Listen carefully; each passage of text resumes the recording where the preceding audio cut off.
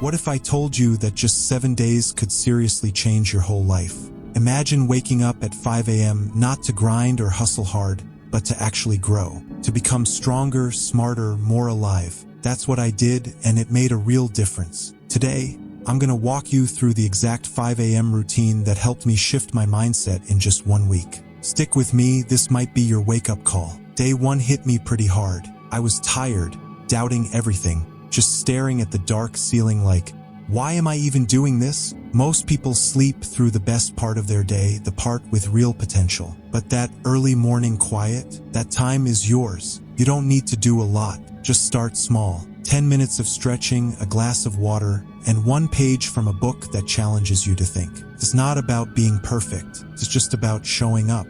By day 3, I started noticing changes. My head felt clearer, my body felt lighter. But here's the thing most people miss. The real power isn't in the routine itself. It's in who you become while doing it. Every morning, I take a deep breath and write down 1 simple question in my journal. What's 1 thing I can get better at today? That tiny habit changed how I think. Sounds small, but by day 5, I actually started to love that quiet 5 a.m. time. Felt like a safe zone. No noise, no distractions. Just me and my goals. Ever feel stuck?